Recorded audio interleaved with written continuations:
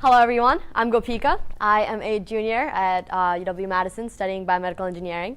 And today I would like to share a little bit about the stuff that I learned from starting a student organization on campus. And I'll be framing it in the realm of three kind of overarching pillars or guidelines that I hope you can take away if you're interested in starting your own organization, particularly a student organization in that. So just as a background, I started Insight Wisconsin here on campus with my co-founder Ethan and a couple other friends. So the whole idea behind Insight Wisconsin, or the Student Inventors Club, is to spread our passion for innovation, design, and the mentality of building something new product design is kind of the emphasis of our organization. So in a very realistic sense, we bring in client projects, researcher projects, and sometimes students can pitch their own projects, and we provide them with resources, structures, funding, so they can actually work on this and make it more than just an idea. We want them to end up with prototypes, once they can pitch at competitions, once they can hopefully make into a product, maybe bring into the co-working space, take to hackathons, etc. So we want them to make their ideas into a reality. It's kind of the whole idea behind the club. So on an overarching scale, that's something, stuff I just talked about, is what we hope the clients get out of it and what we hope the members get out of it. But in a community scale, we want to showcase the potential that undergraduates have when it comes to innovation, which is why we put on final showcases, we put on events so the community can come see what projects the students have been working on, what progress they're making. So it goes beyond just the organization. We're making an impact in the community. And moreover, we want to prove the necessity for interdisciplinary, community-based, project-oriented learning in the community. So I really stress this interdisciplinary part of it because I think in college, most of us work with like-minded people, same major, same skill sets, and that's kind of the entire group that we have when it comes to working on projects.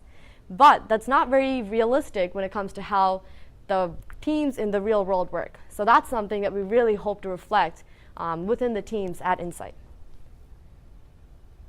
So just as a reflection over the past year, we've had 80 active members from 17 different majors, and we're hoping to grow that major base as well. And they've worked on 15 projects and a few more that have been completed. So it's been a pretty fun year. And I wanted to reflect on the timeline because I think that's a little bit more reflective of what's useful for you on how we exactly got here. So 2.5 years ago, spring 2016, the founders kind of got together at Union South on a table and said, hey, let's do something. And then it's kind of started from there. We bounced around some ideas of what this organization could look like, and we submitted the paperwork for the registered student organization. If any of you have to do that, yeah, it's a little bit of a pain, but come talk to me and we can figure it out. It's really not too bad.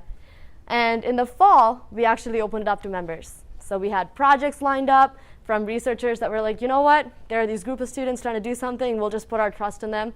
So it really took those few professors who were like, okay, run with it, I'll throw some money at you. And then in the fall, we had about 35 active members, and we got started. And one of the cool things that happened, Ethan, my co-president, was invited to give a TEDx Madison talk, which I really like to highlight because it was not an opportunity that we thought would come along, but it really gave us kind of a base to show that we're legit. Clients looked at it and were like, okay, you know what? They might actually be doing something. So if you have those opportunities, especially like TEDx Madison, seek them out. Regardless of what your venture is, because it provides a platform for you to prove your legitimacy a little bit more. And then now, just 2 days ago, we were quite excited to pass on the leadership. 2 years was super awesome being president, but I think it's right about time where we pass it on so we can have new energy within Insight. And we have our 2 new presidents sitting back there, Megan and David Wave. So they'll be taking over Insight, and hopefully they can shine in more light with their vision for it as well. So obviously, yes, we want our teams to innovate, but we also want the club itself to innovate and grow as well. So they all bring in their own ideas to make the club how they envision it will be. So now, based on that background, I kind of framed the 3 big pillars that I thought was helpful in getting started and getting going with this. And yeah, it's a little bit more geared towards student organizations, but I think and I hope that you take it beyond to whatever ventures you decide to pursue. So the first, just overarching 3 pillars. 1, having a clear mission and vision statement. 2, leadership matters. I'll expand more on that because it's kind of like a whoa leadership term. And 3, if you take nothing away from this, just remember, people stay for the people. So that's probably like the biggest thing I want you to take away from my talk. But starting out, establishing a clear mission and vision statement. Why is this important?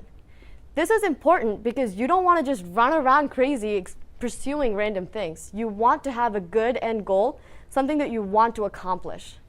So to get started on that, it's always good to ask yourself, what is it that you want to accomplish with your organization? Why is it that you're doing this?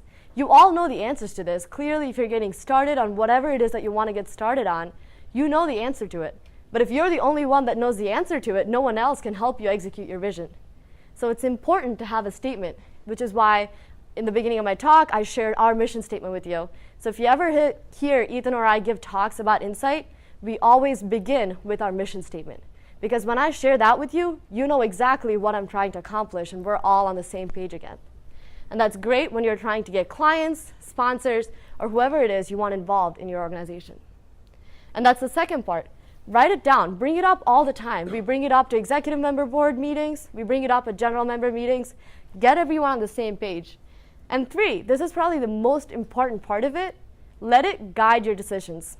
I remember when Ethan and I got started, we had mentors tell us, hey, don't even bother being a student org. Make it a company, because we're basically a small-scale design company. So they're like, spin off, start up. And we're like, yeah, sounds like a great idea, but not necessarily what we're trying to accomplish with it. There are companies out there, but our goal isn't to start a company. I'm pre-med, so like it's way out of my realm. And then we also had people tell us, you should focus mostly on nonprofits. This is something great. Nonprofits don't really have a lot of innovation or engineers spilling into them to do their job better. You should take that up. Just focus on nonprofits. Also a great idea, but again, not necessarily our vision. So there was one midnight where Ethan and I sat down after a day of meetings and said, you know what? We need some way to make our decisions. Because some of those ideas, I was like, yeah, nonprofits, I'm super involved, let's do it. There are some things that Ethan was like, yeah, start a business, I want to make money. So we sat down and we said, okay, let's write down our goals. What do we want to do? It was like, we had whiteboards and papers here and there, and eventually we came to consensus and framed our mission statement. And ever since, if someone comes up with an idea, or if we come up with an idea, our first go-to is, does it follow our mission statement? Is this what we want to do? If yes, great, there's our decision. If no, we'll think about it. Can we kind of finesse it to fit what we want? Do we still want to do it? If not, we can kind of guide it along to organizations on campus or around the community that want to do or want to execute that idea. So we can always pass that on. So the next part, the second pillar, is leadership matters. I don't know if you can really see the picture in the background, but that was the executive board that we ended with last year, sorry. So the founders, when we first got started, we were lucky to have skill sets represented from engineering, business, those that had the marketing vision, the creative skills, those that were really good at networking, forming relationships with clients, those that were good at writing grants, asking for money with sponsors. And all of these skill sets were really key to making Insight come together as an organization. If any of these skill sets were not represented within the founders, I'm not quite sure we would have gotten started or even be able to grow as far as we have come. So with that, make sure you have multiple skill sets represented and pick them strategically. We don't really need someone that can paint really well necessarily. It'd be cool, but that's not what Insight's about. So decide what the goal of your organization is and try to pick skills that will match with those goals. So I think that's very key when you pick your leadership.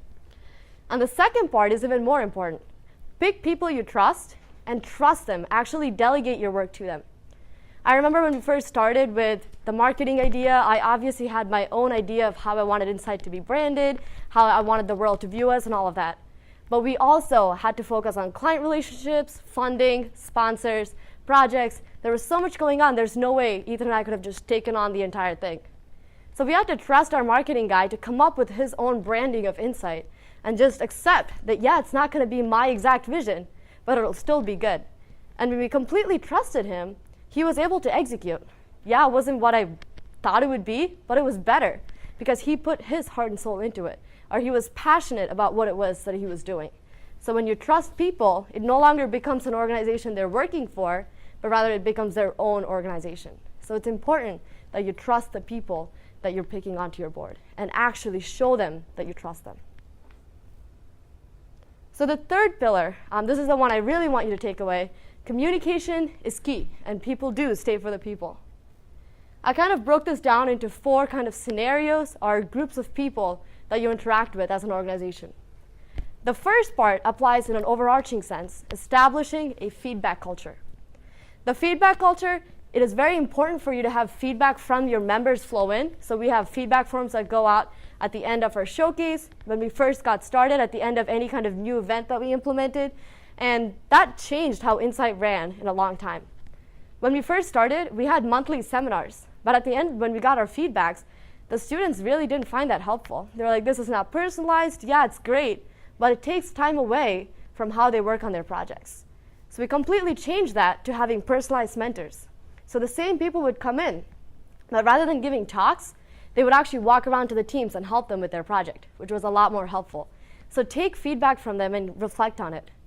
The other side of it, establish this culture within your executive board. This is something that we're trying to implement as well. And last semester, when we had time for it, we did more of. So it's none of this just flows together. You need to put some time into making it a culture.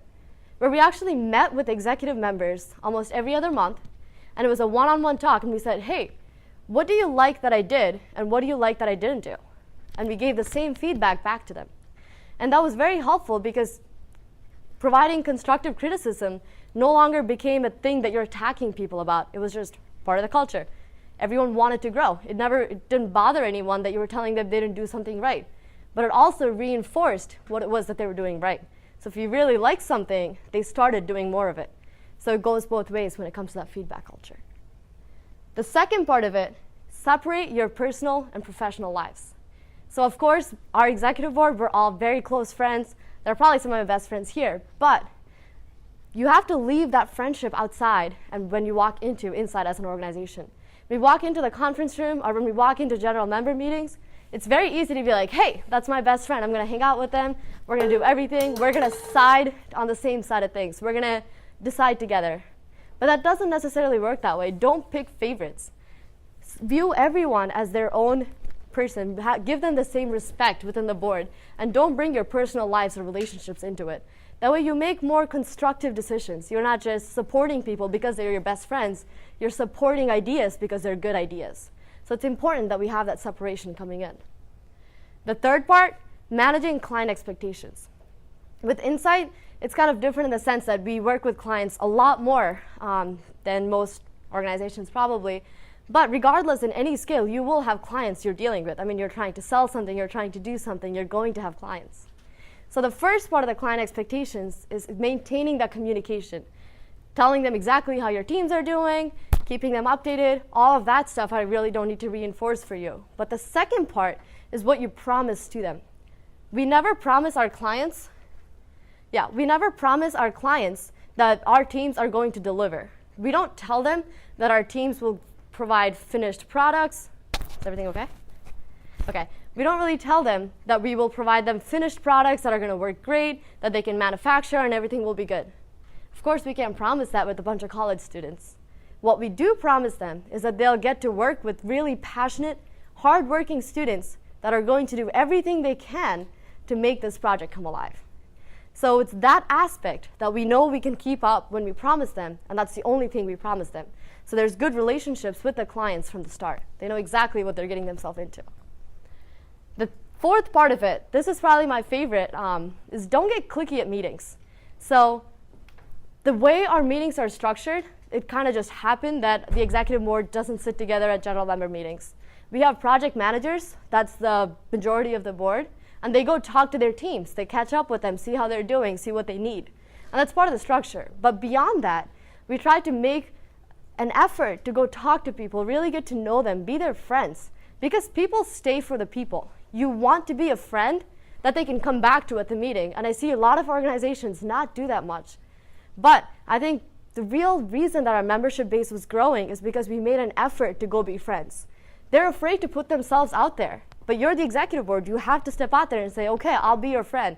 Yeah, kind of look awkward being like, yo, what's up? I'm Gopika. Be my friend. And they're like, okay, but it's fine. Put yourself out there. That's literally your job as a leadership committee in this board. So remember, people stay for the people. So I know it's a lot of stuff that I just threw at you, but The 3 overarching pillars are stuff that I feel like most organizations do. It's just more reinforcing and reminding you to make sure you do it. So regardless of how overwhelming it sounds, just remember that you can do it. It's always one step at a time, and when you get started, the next thing will roll around, and always ask for help.